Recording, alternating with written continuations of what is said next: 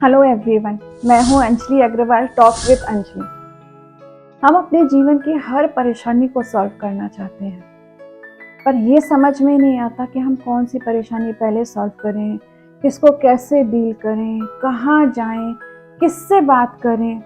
कुछ भी समझ में नहीं आता और हम परेशान ही होते रहते हैं। इसको ना एक एग्जाम्पल से समझते हैं, एक छोटी सी स्टोरी से समझते हैं।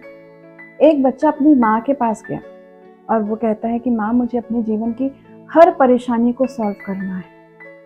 तो उसकी माँ ने कहा कि बेटा, बाहर है ना 50 कैमल बैठे हुए हैं, उन सबको बिठा कर आओ, तब मैं तुम्हें तुम्हारी बात का जवाब दूंगी। बच्चा चला गया और उसने सारे कैमल्स को बिठाने की कोशिश की। इस जद्दोजहद में पूरी रात निकल गई। बच्चा कोशिश करता रहा, कुछ बैठे, कुछ नहीं बैठे, कुछ खड़े हो गए, कुछ चलने लगे।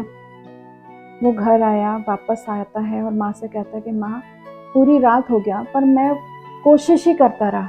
उसमें कुछ बैठ पाए, कुछ चल दिए, कुछ खड़े हो गए, पर मैं सबको नहीं बिठा पाया।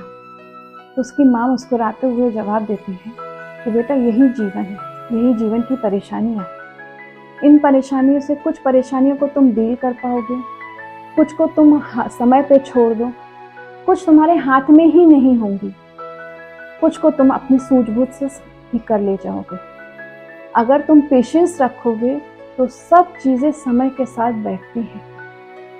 अगर अपने जीवन की परेशानियों को आपको ठीक करना है ना, तो आपको पेशेंस रखना पड़ेगा।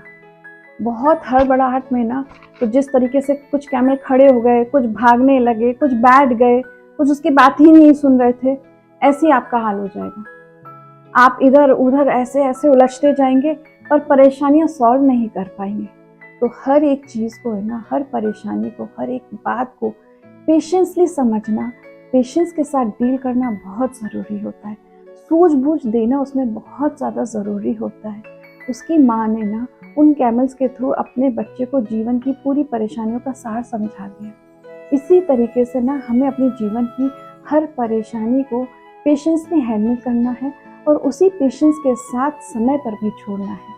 अगर आप चीज़ों को बहुत सूझबूझ से, पेशेंस के साथ काम रहकर चीज़ें हल करेंगे तो आपकी हर परेशानी का समय के पास जवाब होता है और हर परेशानी का हल भी होता है।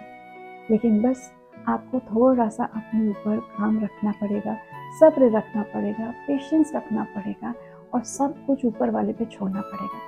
आप अपना कर्म करना मत छोड़िए, उन परेशानियों को डील करना मत छोड़िए, पर बहुत कुछ ईश्वर पे छोड़ दीजिए, समय पे छोड़ दीजिए। समय बहुत बलवान होता है।